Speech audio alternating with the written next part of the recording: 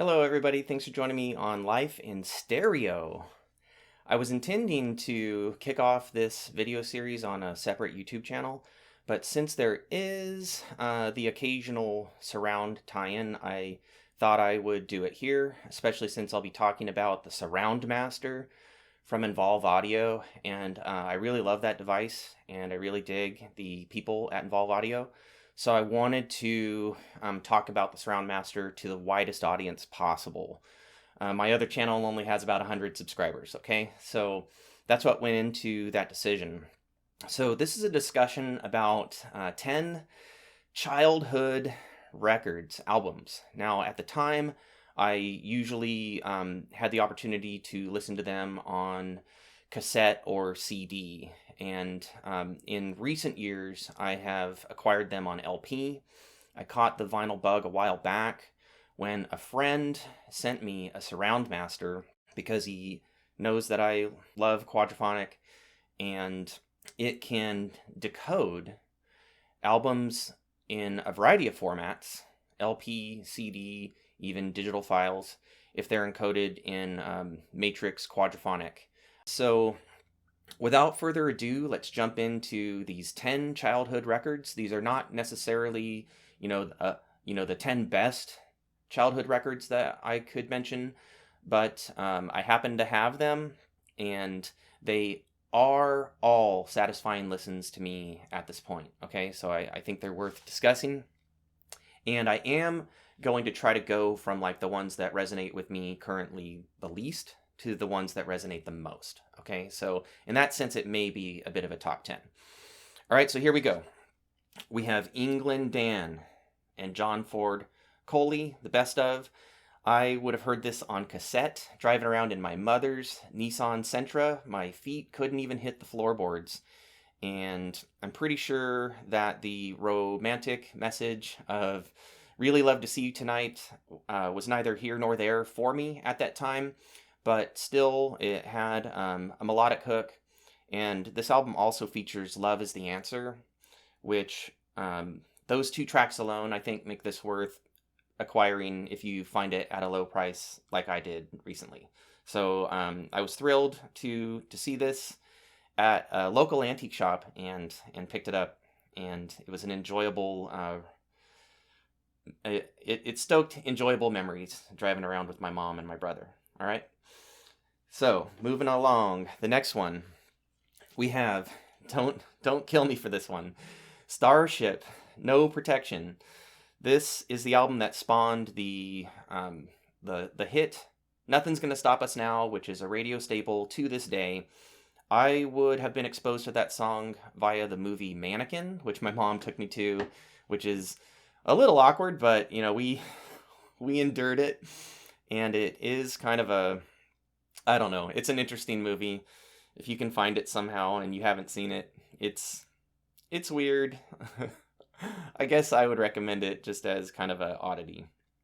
But yeah, this song stood out to me, and then when I saw the album as a kid in Argentina on cassette for peanuts, like really just pennies, I picked this up, and given that it was a Spanish version, the title was Sin Protección, which to my brother and I looked like sin protection, like protection from your sins.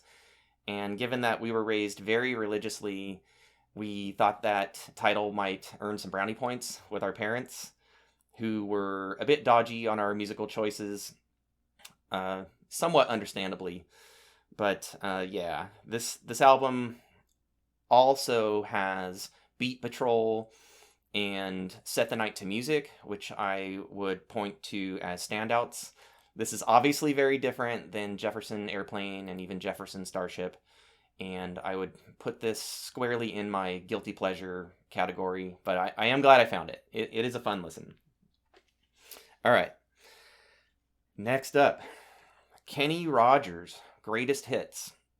This is an album that, if memory serves, I purloined from my departed grandfather Vieira's cassette collection, and I believe that particular version was called Kenny Rogers Gold. but it has all the same songs with possibly one exception. There's one track on here that I don't recognize.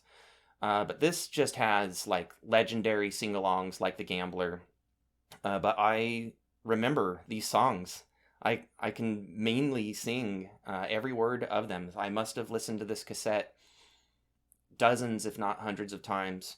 My grandfather died when I was very young. He already would have been gone when I found this cassette, and maybe I was craving that connection. But this album musically has a lot of worth in its own right. But I love it when music not only connects me, like I'm talking about, to my past, but also to my family, and especially to a gone but not forgotten loved one.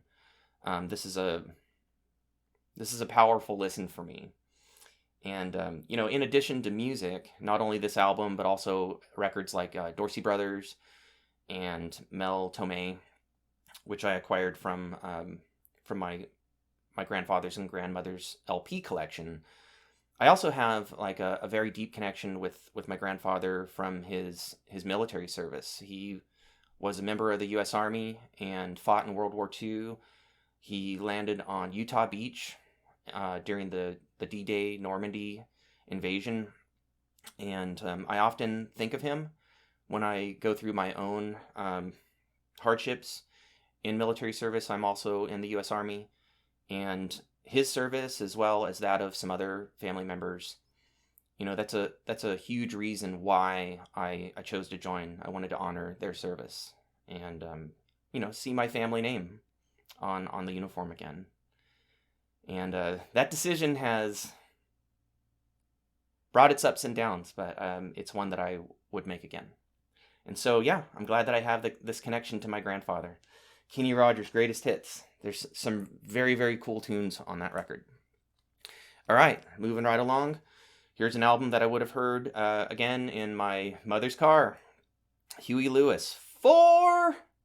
I had no idea that was a golf reference at the time. I also would have heard Sports at that time. But the songs on this album really, really, really stuck with me, I think, the best. Especially just the hit-laden Side A. Side B is a little bit less memorable for me, but it does end strongly with Simple as That. And I remembered, my ear really being grabbed at the time by that line in the song, and a dog and a cat, as, sort of a metaphor, I think, for domestic normality, which, as, gigging and touring musicians, these guys were probably craving. And this is a very, very strong listen. I really recommend any Huey Lewis and the News album, including Sports, and also the Back to the Future soundtrack. Features a couple of Huey Lewis songs that I don't think you're going to find elsewhere. So yeah, very cool. Very cool. And here we go. Bruce Springsteen, Born in the USA. This would have been a CD stolen from my mother's collection, probably in the wake of acquiring my first CD player, which would have been a Magnavox combo unit with a turntable and 2 cassette decks thrown in, plus radio. I think I got it from Circuit City before they went out of business. So I stole Born in the USA just to have another CD to listen to. And at the time, I had no idea that the title track is a war protest song. And I suspect that many others still don't understand that, as it often can be heard in the soundtrack to 4th of July fireworks displays, which is pretty ironic. This album is basically packed with hits. I think there are no fewer than 8 songs on the hype sticker, and it's only a 12-song album. And oh my gosh, Dancing in the Dark, and Born in the USA, Glory Days. So many great, great songs that I remember hearing as a kid. They stuck with me. And this is also a Bob Clearmountain mix, and mainly due to his surround mixing, 5.1 in Atmos. He's become one of my mixing engineer heroes, so I'm always happy to have any of his work in my collection, even if it's in stereo. Great listen, highly recommended. All right, we're getting into the heavies here.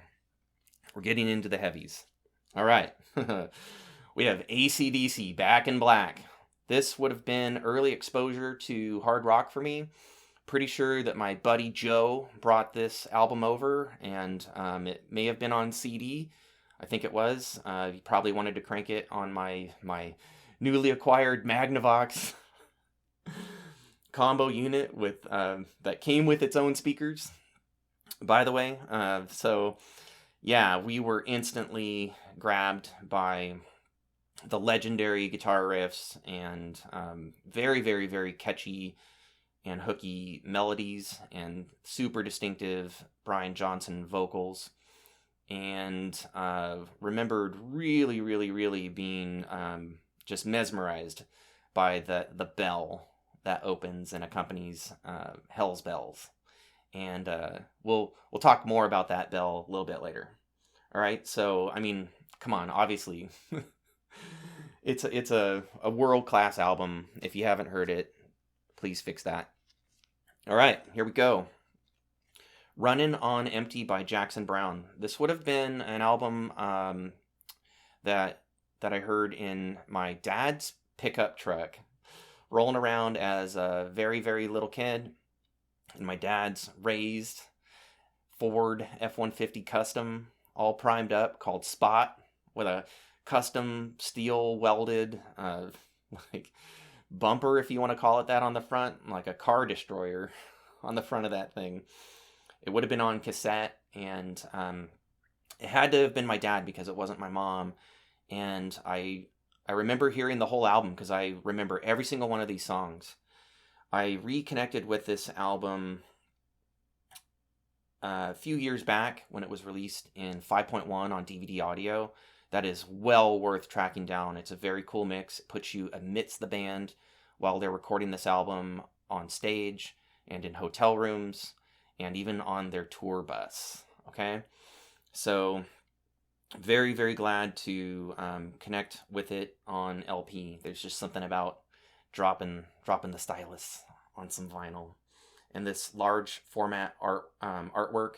And also, if I remember correctly, there are some posters and some other goodies inside the dust jacket. All right, so we're getting close to the end. I think we're at our top three. All right, here we go. This would have been the influence of my brother, Metallica, Ride the Lightning. While I was blasting Kenny Rogers as loud as I could from my room, he was blasting Slayer and Napalm Death and Metallica and the like. This was my own first album purchase. It was on CD, long box format. I snuck this album into the house under my clothing. I think I was concerned that it might get confiscated. In subsequent years, my parents relaxed a bit on music, but yeah. Having a rebellious streak and not wanting to get told no, yeah, I wasn't taking any chances. I headphoned this for quite a while and then eventually cranked it with my buddy Joe in my bedroom. When track 3 came on, I remember him thinking that it might be some sort of AC/DC knockoff because of Hell's Bells. But obviously when the band kicked in, that changed his mind. And, you know, he and I have both been Metallica fans, you know, ever since. And happy to say, by the way, that he's still my buddy. So if you ever watch this, what's up, Joe?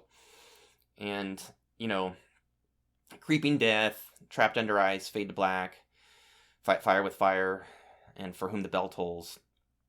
Super strong Metallica album. I would say it is bested by Master of Puppets.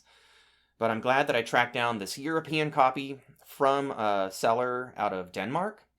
It is awfully cool to have a discussion with someone from Denmark and to receive, you know, an item from that country, as that's where this album was recorded. And sounds great. This original, well, I'm not sure how early, but fairly early European pressing. All right, top two, here we go. Obviously, I'm wearing a Rush t-shirt, so it should come as no surprise that a Rush album makes this discussion. This is the mighty Moving Pictures.